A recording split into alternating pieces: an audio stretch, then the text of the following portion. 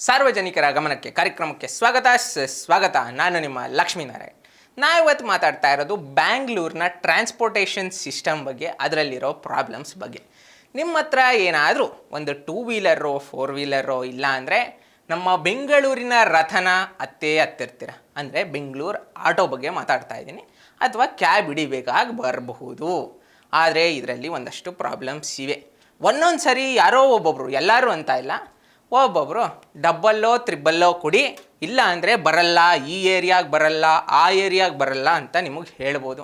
ಆವಾಗ ನಿಮಗೆ ಏನು ಮಾಡಬೇಕು ಅಂತ ಗೊತ್ತಾಗದೇ ಇರಬಹುದು. ನಾರ್ಮಲ್ಲಾಗಿ ಓಕೆ, ಒಂದು 20 ರೂಪಾಯಿ 30 ರೂಪಾಯಿ ಎಕ್ಸ್ಟ್ರಾ ಕೊಟ್ಟು ಹೋಗ್ಬೋದು ಕಣ್ರಿ, ನಮಗೂ ಬೇಜಾರಿಲ್ಲ. ಆದರೆ ಮಿಡ್ ನೈಟ್ ಟೈಮು, ನಮ್ಮ ಹತ್ರನೂ ಕಾಸಿರಲ್ಲ, ಗಡ ಗಡ ಗಡ ಗಡ ಬೈದಲ್ಲಿ ನಡುಗ್ತಾ ಇರ್ತೀವಿ, ಚಳಿ ಬೇರೆ, ಅಥವಾ ಹಾಸ್ಪಿಟ್ಲಲ್ಲಿ ಇರ್ತೀವಿ, ಯಾರಾದರೂ ತೀರೋಗಿರ್ತಾರೆ, ಎಮರ್ಜೆನ್ಸಿಗಳಿರುತ್ತೆ. ಅಂಥ ಟೈಮಲ್ಲಿ ಡಬ್ಬಲ್ಲು ತ್ರಿಬ್ಬಲ್ಲು ಕೇಳಿದ್ರೆ ಏನು ಮಾಡಬೇಕು ಅಂತ ಗೊತ್ತಾಗೋದೇ ಇಲ್ಲ ಕಣ್ರಿ. ಅವರು ಅರ್ಥ ಮಾಡ್ಕೋಬೇಕು. ಈ ಪ್ರಾಬ್ಲಮ್ಗೆ ನಾವು ಸೊಲ್ಯೂಷನ್ ಕೊಡ್ತೀವಿ ಅಂತ ಬಂದವರೇ ಪ್ರೈವೇಟ್ ಕಂಪನಿಗಳು, ಓಲಾ, ಊಬರ್, ರ್ಯಾಪಿಡೋ. ಅವರು ಬಂದು ನಮ್ಮ ಸೊಲ್ಯೂಷನ್ ತೊಗೊಳ್ಳಿ, ಬರೀ 20 ರೂಪಾಯಿಗೆ ನಿಮ್ಗೊಂದು ರೈಡ್ ಸಿಗುತ್ತೆ, ಹಂಗೆ ಹಿಂಗೆ ಅಂತ ಅಡ್ವರ್ಟೈಸ್ಮೆಂಟ್ ಕೊಟ್ಟಿದ್ದೋ ನಾವು ಅವ್ರ ಕಾಸಲ್ಲಿ ಮಜಾ ಮಾಡಿದ್ದು. ಏನಕ್ಕಂದರೆ ಅಷ್ಟರಲ್ಲಿ ಕೊಟ್ಟರೆ ಪ್ರಾಫಿಟ್ ಅಂತೂ ಮಾಡೋಕ್ಕಾಗೋದೇ ಇಲ್ಲ. ಫಸ್ಟು 20 ರೂಪಾಯಿ 30 ರೂಪಾಯಿಗೆ ರೈಡ್ ನಮಗೆ ಕೊಟ್ಟು, ಆಟೋ ಡ್ರೈವರ್ಸ್ ಅವ್ರಿಗೂ ಆಸೆ ತೋರಿಸಿ ಒಂದು 50-100 ರೂಪಾಯಿ ಅವ್ರಿಗೂ ಕೊಟ್ಟು, ಅವ್ರು ಲಾಸ್ ಮಾಡ್ಕೊಂಡು ನಮಗೆ ಸರ್ವಿಸ್ನ ಪ್ರೊವೈಡ್ ಮಾಡ್ತಾಯಿದ್ವು. ನಾವು ಖುಷಿಯಿಂದ ಯೂಸ್ ಮಾಡ್ತಾಯಿದ್ವಿ. ಅವರು ಲಾಸ್ ಮಾಡ್ಕೊಳ್ಳೋ ತನಕ ಮಾಡ್ಕೊಂಡ್ರು.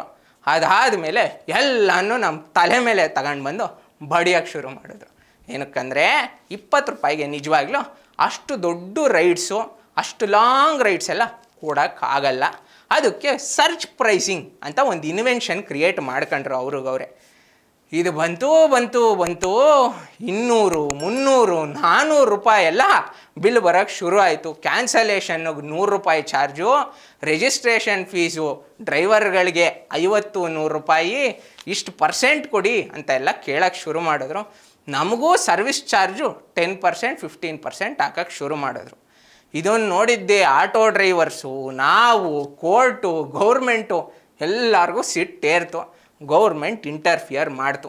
ಕೋರ್ಟು ಕೂಡ ಆರ್ಡ್ರನ್ನ ಪಾಸ್ ಮಾಡ್ತು. ನೀವು ಸರ್ವಿಸ್ ಚಾರ್ಜ್ನ 5% ಮೇಲೆ ಇಡೋಂಗಿಲ್ಲ, ಹಾಗೆ ಒಂದು ರೇಟ್ ಫಿಕ್ಸ್ ಮಾಡಿದೆ ಗೌರ್ಮೆಂಟು, ಅದನ್ನು ಫಾಲೋ ಮಾಡಬೇಕು, ಅಷ್ಟೇ ನೀವು ಚಾರ್ಜ್ ಮಾಡಬೇಕು ಅಂತ ಹೇಳ್ತು. ಹಾಗಾದರೆ ಏನು ಈ ಚಾರ್ಜಸ್ಸು, ಏನಿದು ಫಿಕ್ಸೆಡ್ ರೇಟು ಅಂತ ಹೇಳ್ಬಿಡ್ತೀವಿ ಬನ್ನಿ. ಫಾರ್ ಎಕ್ಸಾಂಪಲ್ ಕ್ಯಾಬ್ಗಳೇನಾದರೂ ಆದರೆ, ಕಾರ್ ಆಗಿದ್ದರೆ ಅದಕ್ಕೆ 4 ಕಿಲೋಮೀಟರ್ಸ್ಗೆ 75 ರೂಪೀಸ್ ಚಾರ್ಜ್ ಮಾಡ್ಬೋದು ಅಷ್ಟೇ. ಅದಾದಮೇಲೆ 18 ರೂಪಾಯಿ ಪರ್ ಕಿಲೋಮೀಟ್ರ್ ಹಂಗೆ ಚಾರ್ಜ್ ಮಾಡ್ತಾರೆ. ಏನಾದರೂ ಕ್ವಿಂಟ್ ಗಾಡಿಗಳು, ಚಿಕ್ಕ ಕಾರ್ ಬರ್ತವಲ್ಲ, ಅವುಗಳಾದರೆ ನಿಮಗೆ 4 ಕಿಲೋಮೀಟರ್ಗೆ 60 ರೂಪಾಯಿ ಚಾರ್ಜ್ ಮಾಡ್ಬೋದು. ಅದಾದಮೇಲೆ 16 ರೂಪಾಯಿ ಪರ್ ಕಿಲೋಮೀಟರ್ ಚಾರ್ಜ್ ಮಾಡ್ತಾರೆ. ನಮ್ಮ ಆಟೋ ಎಲ್ಲಾರ್ದಕ್ಕಿಂತ ಚೀಪೆಸ್ಟು ಕಣ್ರಿ, ಬೆಸ್ಟು ಅಂತಲೂ ನಾನೇ ಹೇಳ್ತೀನಿ. ಅವ್ರದ್ದು ಬರೀ 30 ರೂಪಾಯಿ 2 ಕಿಲೋಮೀಟರ್ ತನಕ. ಅದಾದಮೇಲೆ 15 ರೂಪಾಯಿ ಪರ್ ಕಿಲೋಮೀಟರ್ ಅಂತ ರೂಲ್ಸ್ ತಂದಿದ್ದಾರೆ.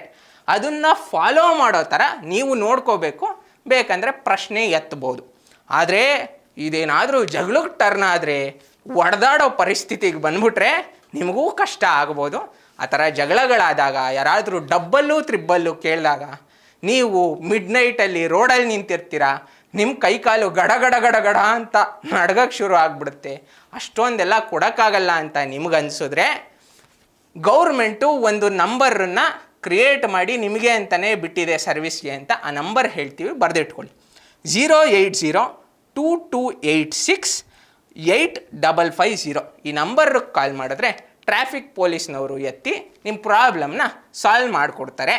ಅದಕ್ಕೆ ನೀವೇನೇನು ಕೊಡಬೇಕು ಡೀಟೇಲ್ಸು, ಗಾಡಿ ರಿಜಿಸ್ಟ್ರೇಷನ್ ನಂಬರು, ಯಾರು ಆಪೋಸಿಟ್ ಪಾರ್ಟಿ ಜಗಳ ಆಡ್ತಾವ್ರೆ ಅವ್ರದ್ದು, ಲೊಕೇಶನ್ನು, ಡೇಟ್ ಯಾವುದು, ಅದಾದಮೇಲೆ ಟೈಮ್ ಆಫ್ ಇನ್ಸಿಡೆಂಟ್ ಕೊಟ್ಟರೆ ಬಂದು ಪ್ರಾಬ್ಲಮ್ಮನ್ನು ಸಾಲ್ವ್ ಮಾಡ್ತಾರೆ. ಜಗಳ ಆದರೆ ಆವಾಗಲೇ ಬಿಡಿಸ್ಬೋದು.